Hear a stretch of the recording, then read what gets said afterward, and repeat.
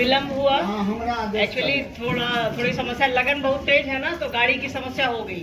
हम लोगों को अरुणचा बोला था कि 9 बजे ही चलिएगा। हम लोगों ने गाड़ी वाले को कह दिया था कि 8 साढ़े 8 में आ जाइएगा, पर वो आए ही 10:40 के आसपास। हम लोग जल्दी जल्दी 10:50 में निकले। फिर आपका शहर इतना जाम है बेगूसराय, मत पूछिए। क्या अरुणचा, अपना कमजोरी हम पर मत हो। उनकी बात पे ध्यान नहीं दीजिएगा। उनको हक है, उनको लड़ने का हक जो है ना उनके माँ पिताजी ही दे करके गए हैं। देखिए, आप इतनी जागृत भूमि पर हैं, बेगूसराय की धरती है ये, यहाँ कुछ कहने की जरूरत है। जहाँ साहब को दूसरा सूत्र मिला, जहाँ समझिए कि उस ऐसी चीज मिली जिसमें एक आदमी से 10 करोड़ हो गए। साहब को ऐसी चीज यहाँ मिली कि तुम जो करते हो दूसरों को करने को कहो। दूसरा सूत्र ही यहाँ मिला, तो कुछ भी करने की जरूरत नहीं है। इतनी जागृत भूमि है ये। यहाँ कुछ भी कहना जो है ना, मतलब सूरज को टॉर्च से दिखलाना जैसा है।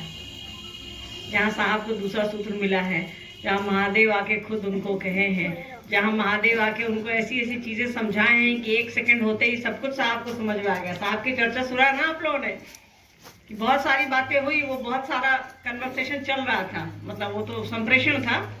तो साहब को लगा कि सब कुछ एक बीज की तरह दिमाग में आया और फट गया, सब कुछ, सब सारी चीजें क्लियर हो गई। यहाँ कहने की क्या आवश्यकता है बताइए? कुछ आवश्यकता है तो बोलिए। अरे आप लोग को यही परेशान किए। हम तो बोले थे कि भाई किसी को मत बुलाइएगा, बोले कि नहीं हाँ कि ऐसे चल जाए।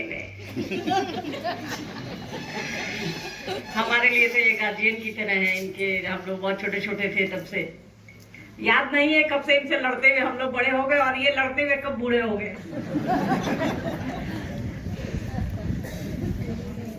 हाँ, तो अरुण भाई, इनको हम लोग प्यार से बरुणचा, हमारे मन वो बरुणचा चिढ़ाते हैं बचपन से ही। तो ये और देवाशीष मामा आते थे, तो वही बोले कि अब याद नहीं आ रहा है कि इनसे लड़ते हुए हम लोग कब बड़े हो गए और ये कब हम लोग से लड़ते लड़ते बूढ़े हो गए।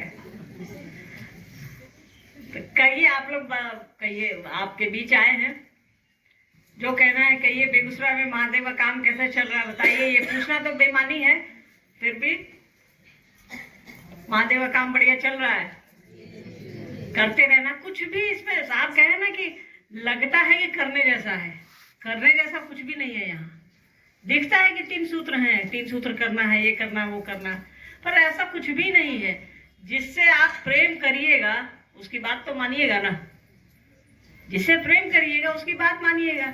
साहब ने सबसे पहले कहा है कि अपना समझो। हे शिव, आप मेरे गुरु हैं, मैं आपका शिष्य हूँ, मुझे शिष्य पर दया कर दे। मेरे सबसे पहले उन्होंने कहा कि अपना समझ लो यार।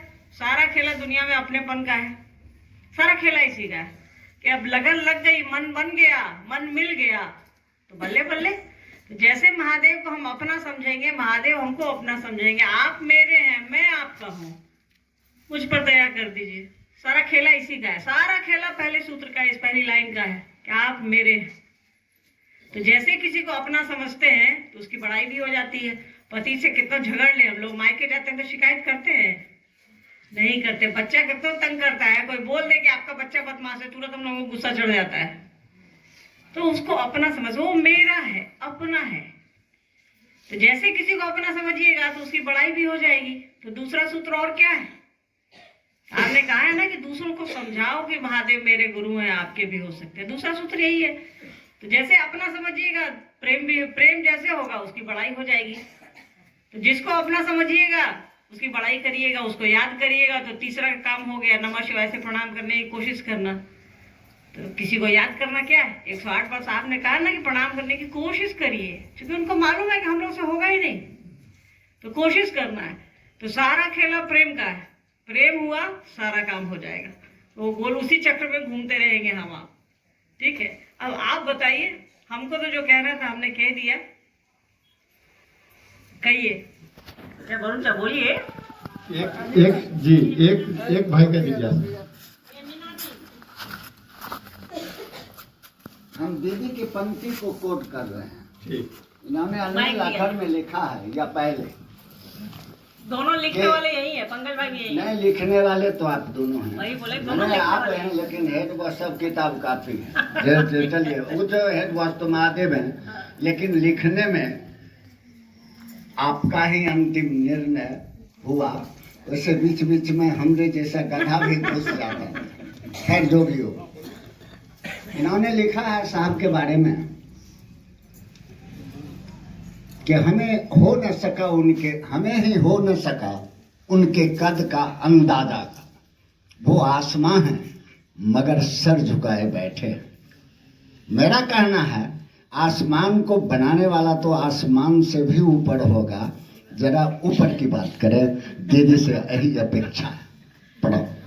आसमान को बनाने वाला आसमान से भी ऊपर होगा। तो महादेव हैं, साहब ने कहा है ना कि महबूब के महबूब हैं। तो हम लोगों के लिए हमारे जो महबूब है उनके भी महबूब है। साहब को महादेव ने कहा कि मैं सिर्फ तुम्हें जानता हूँ। कई बार साहब को आप लोगों ने सुना होगा साहब की चर्चा कि साहब ने कई ऐसी चीजें, कई ऐसे संप्रेषण है जिसकी बात साहब ने कही है कि महादेव से जब उनकी बात हो रही है तो महादेव ने कहा है कि तुम्हारा काम है, तुम जानो। एक बार साहब बोले कि आरती हो रही थी, साहब बोले कि सब लोग खड़ा होता है आपकी आरती में, हम खड़े नहीं होते हैं, बताइए। तो महादेव ने कहा कि मैं तो सिर्फ तुम्हें ही देखता हूँ आरती करते हुए। सोच लीजिए, खड़े और लोग हो रहे हैं, हम आप हो रहे हैं, साहब बैठे हैं, पर उस शिव ने कहा जो परमात्मा है, मैं तो सिर्फ तुम्हें देखता हूँ आरती करते हुए। सोच लीजिए, हम लोग सब दूध भात में चले गए, बस साहब उनको दिखे। साहब जब शरीर छोड़े 2022 में 4 सितंबर 2022 को, हमने आपने सारे लोगों ने महादेव से दया मांगी कि मेरे जीवन का 1 सेकंड भी दे दिया जाए। तो 10 करोड़ लोग, 5 करोड़, 1 करोड़ मानिए, अगर 1 सेकंड भी हमारे आपके जीवन से निकल जाता तो साहब 20 साल रहे थे धरती पर हमारी आपकी प्रार्थनाएं जो है ऐसे ही व्यर्थ चली गई। बस साहब ने कहा कि कितना दिन धरती पर रखिएगा, और एक आदमी बोला और उनकी इच्छा का सम्मान महादेव कर दिए। हमारे आपकी इच्छा तो दूधे भात में रह गई। सोचिए, अभी अरुण भाई ने कहा ना कि जो आसमान है उस आसमान को कौन बनाया है? तो वो परमात्मा ही है जिसने हमको और आपको सबको बनाया है। साहब स्पेशल कैटेगरी में है, तो साहब ने सिखाए हैं, माई सिखाई है कि भाई एक घर छोड़ करके, तो सब महादेवे जब बनाए हैं उनको, हमको और आपको महादेवे जब चुने हैं उनको, तो फिर उनकी बातें क्या कहना। हमने कहा ना कि सूरज को टॉर्च मोमबत्ती दिखलाना जैसा है। बिल्कुल सही बोले हैं कि वो आसमां है मगर सर झुकाए बैठे। सोचिए, वो आदमी कम से कम लाख लोग होंगे ऐसे जिनको उन्होंने जीवन दिया है। कम से कम 10-20 लाख लोग होंगे जिन्होंने उनको बच्चे दिए हैं, बेटा हो, बेटी हो, सम्मान हो, प्रति। हमको आपको कौन जानता है? आप हमारे जैसे गधे आदमी के लिए इतनी देर से बैठे हैं, सुबह 10 बजे से बैठे हैं, ये उन्हीं का दिया हुआ है ना। आजकल तो आदमी अपने लिए नहीं बैठता, अपने परिवार के लिए नहीं बैठता। आप बैठे हैं यहाँ सबको छोड़ करके, भूखे प्यासे रह करके, ये उन्हीं की दया और उन्हीं की इच्छा का परिणाम है ना। क्या करूँ जा? बोलिए। अब कितना बोले? चलिए देख लीजिए। एक गुरु भाई का जिज्ञासा है, वो लिख रहे हैं साहब को चित्तचोर क्यों कहते हैं? सही बात है, साहब को चित्त चोर क्यों कहते? चित्त का अर्थ होता मन, दिल। तो साहब हमारा आपका दिल चुराए ही है ना, इसीलिए चित्त चोर कहते हैं। जो आदमी हमको और आपको बिना जाने, बिना समझे, बिना कुछ किए सब कुछ दे दिया, तो वो हमारे दिल का मालिक है कि नहीं है? ये बताइए। उन्होंने क्या नहीं दिया? हमको और आपको लगता है कि वो शिव देते हैं, पर साहब और दीदी हमको और आपको देते हैं ताकि हम आप उनके संकल्प को लेकर के आगे चल सकें, इस दुनिया को बता सकें कि शिव मेरे गुरु हैं, आपके भी हो सकते हैं। तो जो दिल का राजा है, जो दिल चुराता है, उसको चित्त चोर कहते हैं। तो हमारे आपके दिल पर किसका राज है भाई? घर में पति कितना रोकते रहता है, हम लोग चल देते हैं साहब दीदी के संकल्प के पीछे। कितना भी जरूरी काम रहता है, भाई लोग अपना ऑफिस से समय निकाल लेते हैं, दुकान बंद कर देते हैं, सब कुछ कर देते हैं। किसके कहने पर? मेरे कहने पर, साहब और दीदी माँ के कहने पर। तो भाई हमारे आपके दिल पर तो उन्हीं का राज है। तो दिल पर जिसका राज है, जो हमारे आपके दिल को चुरा लिया है, वही ना चित्त चोर है। ठीक है। एक और है, लिख रहे हैं सुरेश जी, सत्यम शिवम सुंदरम, यह कथन शिव के गुरु पक्ष को किस प्रकार उजागर करता है? देखिए, सत्यम शिवम सुंदरम ये शिव के गुरु पक्ष को ही नहीं, उनके हर पक्ष को उजागर करता है। वो परमात्मा है जिन्होंने इस सृष्टि को बनाया। ये दुनिया उनकी बनाई हुई है। उन्होंने चाहत की, उन्होंने सोचा एको हम बहुश्याम, मतलब मैं एक से अनेक हो जाऊं। ये तो मालूम है ना कि पहले सिर्फ परमात्मा थे और सब कुछ अंधकार में था, सब कुछ शून्य, सब कुछ महाशून्य। साहब ने कहा है ना, सब कुछ जीरो था, कुछ नहीं था। तो उनकी इच्छा हुई एको हम बहुश्याम, मतलब मैं एक से अनेक हो जाऊं। उनकी जैसे इच्छा हुई, तो वो परमात्मा है, वो जो चाहेंगे वो करेंगे, उनकी इच्छा ही है। इसलिए साहब ने लिखा है कि वो लीलानंद है और उनकी लीलाएं चलती रहती है। जगत सृष्ट होता है, चलता है, बनता है और बिगड़ता है। तो अब आते हैं सत्यम शिवम सुंदरम। सत्य मतलब जो सत्य है, तो इस दुनिया में सत्य तो वो बस शिव है, उससे सुंदर कोई है ही नहीं। रूप की बात मत करिएगा, जो हमारे आपके मन को ऊपर करे वो ना सुंदर हुआ।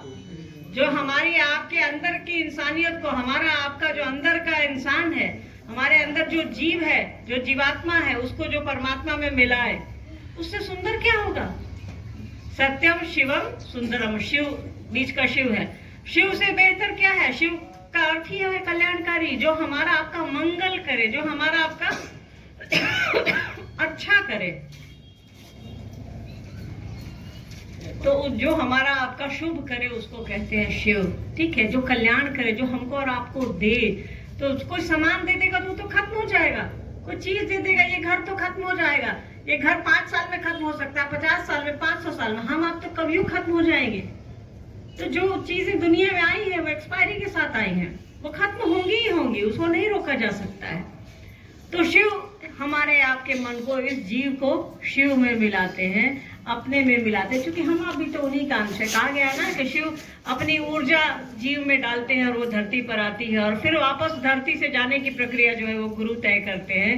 परमात्मा तो भेजता है और वापसी थोड़ी मुश्किल है। साहब ने कहा कि ये माया है, यहाँ से लौटना थोड़ा मुश्किल है, क्योंकि जगह मन का लौटना, शरीर तो कब लौट जाएगा कोई नहीं जानता है, और मन का लौटना थोड़ा मुश्किल है। तो मन को कौन वापस ले जाते हैं परमात्मा की ओर? तो वो शिव ले जाते हैं। तो इसीलिए सत्यम शिवम सुंदरम, ये गुरु के रूप में भी आप इसको समझ सकते हैं। उनसे सत्य नित्य कुछ भी नहीं है, वही शाश्वत है, वो नहीं खत्म होंगे, हम आप खत्म हो जाएंगे। ये सृष्टि उनकी इच्छा से बनी है, खत्म हो जाएगी। उनकी इच्छा हुई है, हम आप बने हैं, उनकी इच्छा खत्म हो जाएगी, सारी सृष्टि पुनः उनमें समाहित हो जाएगी। हम आप उनकी इच्छा के गुलाम हैं। हमको आपको लगता है कि हम आप एक दूसरे के गुलाम हैं, ऐसा नहीं है। हमको आपको लगता है कि हम आप मन के गुलाम हैं, बिल्कुल नहीं। हम आप उसके गुलाम हैं, उसकी गुलामी कर लीजिए, ठीक है। तो उसकी गुलामी कैसे करेंगे? वो मन को बांधता नहीं है, वो मन को खोल देता है, जो परमात्मा की ओर चलता है। तो जैसा वो कह रहे हैं करिए। और उन्होंने खुद स्वयं साहब को कहा है, तुम जो करते हो दूसरों को करने को कहो, और इसकी साक्षी आपकी ये धरती है, आपकी ये मिट्टी है। तो वो कहते रहिए, हमारा आपका जीवन भी सत्यम शिवम सुंदरम की तरह खिलखिला उठेगा। कितना बोलवाओगे आप? जी ने हो गया। एक सवाल बोलिए।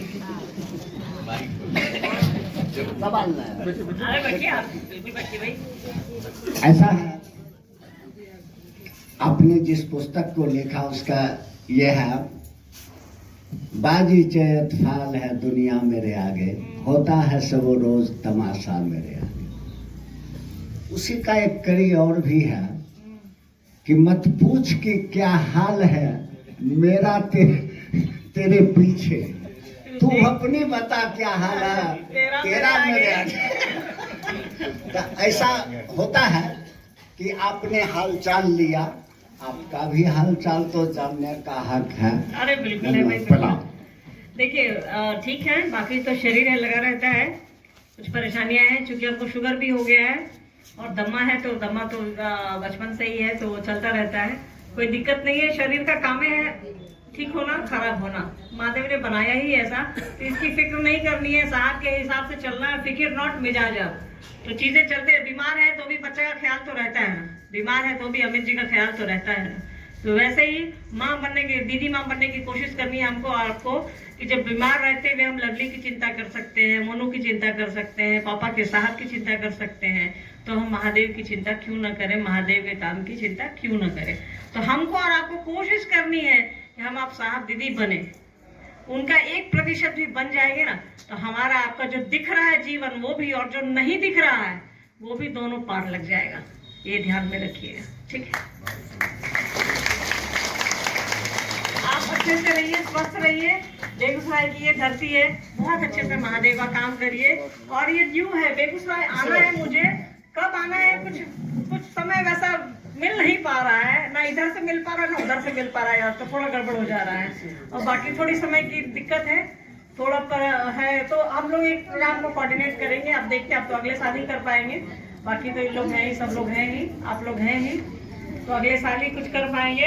आप लोग मुझ जैसे गधे के लिए यहाँ इतना समय बिताए, इसके लिए धन्यवाद है आप लोगों को। माफी चाहते हैं, विलम्ब हुआ, आप लोगों को भी देर हो गई, हम लोगों को भी देर हो गई, थोड़ा आप लोगों का शहर 40 मिनट लगा दिया, थोड़ा हमारा जो ट्रैवल एजेंट है उसके चक्कर में भी देर हो गई, सब मिलाकर थोड़ा खिचड़ी पक गया है, ठीक है। और खिचड़ी पकने में साहब कहते हैं कि नींबू को ज्यादा निचोड़िएगा तो शरबत तो नहीं ना पीना है, तो थोड़ी देर हो गई हमको भी और आप लोगों को भी देर हो गई है, इसके लिए सॉरी है भाई, हम लोग की तरफ से आप लोग माफ करेंगे। महादेव का काम अच्छे से करिए, साहब दीदी का झंडा अच्छे से लेकर के चलिए। ये मत सोचिएगा कि साहब नहीं दिख रहे हैं, दीदी माँ नहीं दिख रहे हैं, तो नहीं है।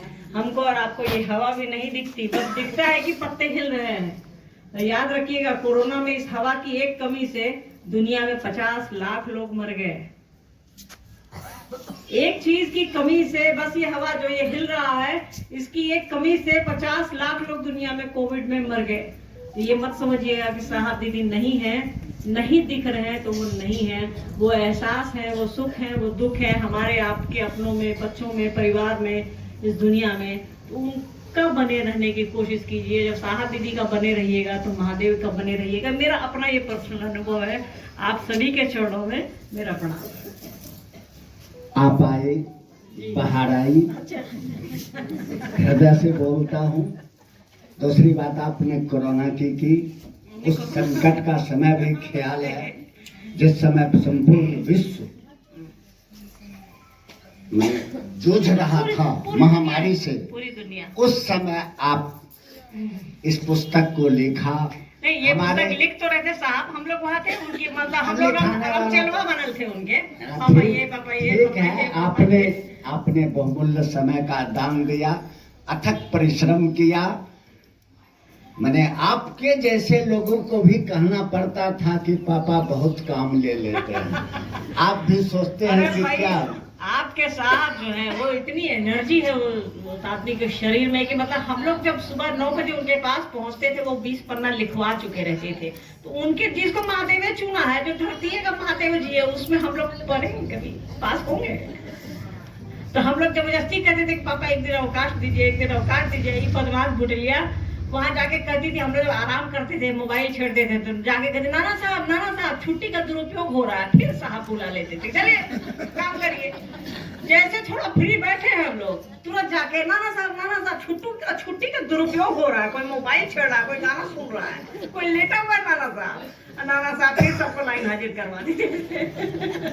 चलिए, रहा बहुत अच्छा। उस समय, जिस समय जिंदगी और मौत से सारा विश्व जी, कोई एक इंसान में सटना नहीं चाहता। सही बात। देख के अगर धोखा से सट भी गया कहीं तो मुड़ के देखता था कि क्या हो गया। उस स्थिति में और महादेव की छत्र छाया में, आप लोगों की छत्र छाया में, आदमी घोड़ा पर चढ़ता है, हम आदमी पर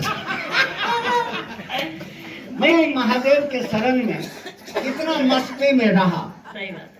और हमारे इसी बाबू साहब से बचे हुए समय में फिर इनका हाजिरी हमको लगाना पड़ता था। इसलिए मेरी गुजारिश होगी अपने इसी बाबू से, कभी तो इनको देखा नहीं है बोलते, लेकिन आज चूंकि मेरी ओरिजिनल भांजी है इसलिए 2 शब्द ये भी कुछ कहेंगे। बोल दिए। आइए इसी बात। इधर आइए, सामने आइए, इधर आइए। आइए बैठिए, बैठ जाइए माँ। खड़े होकर चलिए प्रणाम करिए। चलिए बैठिए। आप सभी को प्रणाम। नाना साहब ने जो कहा है वो आप सभी करें। प्रणाम। देखिए, उस कोरोना के टाइम में जब पूरी दुनिया त्रस्त थी, तो साहब ने एक ऐसी चीज हमको आपको दे दिया है जिससे हमारा आपका जीवन अच्छे से गुजरेगा। तो कोशिश करिए साहब की किताब पढ़ने की। साहब ने कहा है अपनी अंतिम चर्चा में, साहब ने कहा है कि आप लोग आओ चले शिव की ओर को जरूर पढ़िए, साप्ताहिकी में पढ़िए या जैसे आपको लगे। तो उस पुस्तक को पढ़िए। दिखता था कि वो साहब लिख रहे हैं, पर लिखवा कोई और रहा था। इसकी गवाही हम लोग हैं। यहाँ हम लोग कम से कम 5 लोग ऐसे हैं जो इसकी गवाही दे देंगे आपको कि लगता था कि साहब की कलम चल रही है, साहब के शब्द दिख रहे हैं, पर वो कोई और लिखवा रहा था। ठीक है, तो उस किताब को पढ़ने की कोशिश करिए और महादेव का काम करिए और घर जाइए, खाना वाना खाइए। दीदी दीदी साहेब पुस्तक में जे लिखने छथिन जे एक वृक्ष के नीचे गुरु उबा और शिष्य वो शंकराचार्य की पंक्ति है, कभी बात करें। ये पर दो शब्द समझाइए। देखिए, वो साहब ने कहा है कि वो शंकराचार्य की लाइन है। शंकराचार्य का नाम सुना होगा, जो महादेव के बहुत बड़े भक्त थे। उन्होंने कहा है कि एक युवा गुरु पेड़ के नीचे बैठे हैं और वृद्ध शिष्य, मतलब उनसे बड़ी उम्र के शिष्य जो है नीचे बैठे हुए हैं, और वो कोई कुछ नहीं बोल रहा है, ना गुरु बोल रहा है ना शिष्य बोल रहा है, पर लोगों के मन में जो जिज्ञासाएं हैं वो अपने आप खत्म हो रही हैं। तो हमारे आपके जो गुरु हैं, साहब ने कहा वो चिर नवीन है, पुराने से पुराने हैं और नए से नए हैं। गुरु का पद जो है वो उम्र नहीं होती, गुरु का पद होता है, वो भारी होता है, हमको और आपको रोशनी में ले जाता है। तो जो रोशनी दिखलाता है, हम आप उसकी उम्र नहीं आंकते हैं, टॉर्च को देखते हैं किधर। जो पानी पिलाता है कुइयां के पास बाल्टी से खींच करके, उसका उम्र नापते हैं कि पानी पीते हैं जब प्यास लगी रहती है तो पानी पीते हैं। तो साहब ने जो हमको और आपको दिया है, समझाया है, जैसे महादेव वो चिर नवीन है, वैसे ही हमारे आपके जीवन में साहब और दीदी हैं। तो उनसे सीखते रहिए, समझते रहिए, यही बात। ठीक, चलिए आप सभी के चरणों में चलिए आशा विश्वास के साथ, लेकिन जाते जाते